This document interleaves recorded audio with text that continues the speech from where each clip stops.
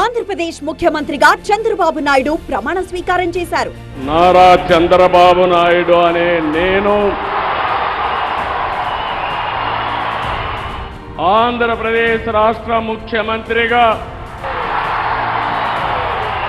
దైవ సాక్షిగా ప్రమాణం చేస్తున్నాను. చంద్రబాబుతో పాటు పవన్ కళ్యాణ్ మరో 23 మంది ఎమ్మెల్యేలు మంత్రులుగా ప్రమాణ స్వీకారం చేశారు. కొణిదెల పవన్ కళ్యాణ్ అనే నేను ఆంధ్రప్రదేశ్ రాష్ట్ర మంత్రిగా దైవ సాక్షిగా ప్రమాణం చేస్తున్నాను.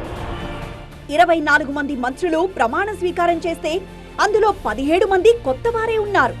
వీరిలో 10 మంది తొలిసారి ఎమ్మెల్యేలుగా గెలిచారు. కేవలం 7 మాత్రమే గతంలో మంత్రులుగా పనిచేశారు. 3 మహిళలకు చోటు దక్కింది. కేసరపల్లిలో జరిగిన ఈ ప్రమాణ స్వీకారోత్సవానికి ఎన్డీఏ అధినేతలు హాజరయ్యారు. సీఎంలు, మాజీ సీఎంలతో పాటు బీజేపీ అగ్రనేతలంతా పాల్గొన్నారు. సీఎంగా 4వసారి ప్రమాణ స్వీకారం చేసిన చంద్రబాబుకు ప్రధానమంత్రి నరేంద్ర మోదీ శుభాకాంక్షలు తెలిపారు. చంద్రబాబును ప్రధాని ఆప్యాయంగా ఆలింగనం చేసుకోవడంతో చంద్రబాబు భావోద్వేగానికి గురయ్యారు. రాష్ట్రానికి ఎన్డీఏ సపోర్ట్ బలంగా ఉందని సంకేతాలు పంపారు కూటమి నేతలు.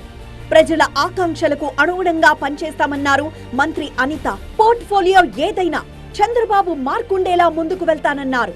అమరావతి ఇకపై అభివృద్ధిలో పరుగులు పెడుతుందన్నారు మంత్రులు. మేమైతే చాలా హ్యాపీగా ఉన్నాం. అమరావతి కూడా అతి తొందరలోనే అభివృద్ధిలో ముందుకెళ్తుంది. అన్ని ప్రాజెక్ట్స్ కూడా ముందుకెళ్తాయి.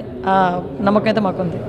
ఏపీ సీఎంగా చంద్రబాబు ప్రమాణం చేసిన రోజే కాంగ్రెస్ ప్రశ్నాస్త్రాలు సంధించింది. పునర్వ్యవస్థీకరణ చట్టంలోని 5 అంశాలపై నిలదీశారు కేంద్ర మాజీ మంత్రి జైరాం రమేష్. ప్రత్యేక హోదా, పోలవరంతో పాటు విశాఖ స్టీల్ ప్లాంట్ ప్రైవేటీకరణ సహా అనేక అంశాలపై సోషల్ మీడియా ద్వారా ప్రశ్నించారు. కాంగ్రెస్ ప్రశ్నలు ఎలా ఉన్నా తిరుమల దర్శనానికి వెళ్లిన సీఎం చంద్రబాబు నాయుడు రేపు బాధ్యతలు చేపట్టిన వెంటనే కీలక నిర్ణయాలు తీసుకోనున్నారు. Mega DSC, land titling act, pension పెంపు, అన్నా క్యాంటీన్లో స్కిల్ డెవలప్మెంట్ ఫైల్స్ పై సంతకాలు చేయనున్నారు సీఎం చంద్రబాబు నాయుడు.